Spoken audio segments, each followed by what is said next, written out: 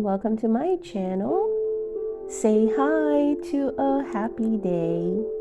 In this channel, I would like to share tales and stories I personally picked and or my kids' favorite book stories. Let's enjoy listening while I read to you a book. Songbirds. Songbirds such as blackbirds, thrushes, and robins lend their voices to the glorious dawn chorus that wakes us up every morning. These birds are mostly associated with good fortune, kindness, and charity. There are many stories of how the robin got its red breast.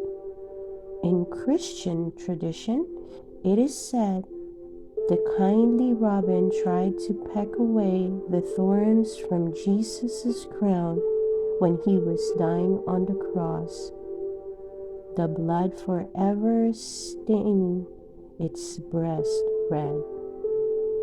Another says the robin burned its chest feathers when fanning the fire to keep the baby Jesus warm in the manger.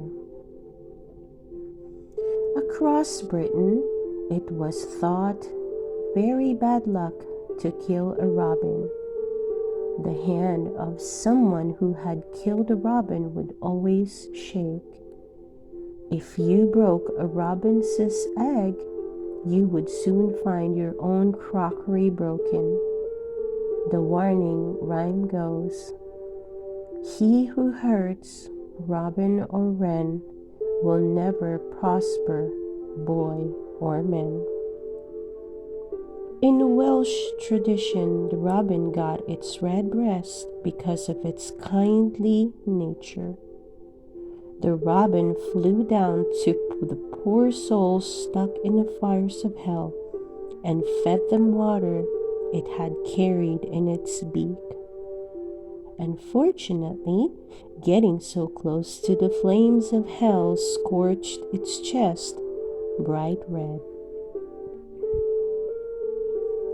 Blackbirds of 10 collect hair to furnish their nest alongside twigs and moss.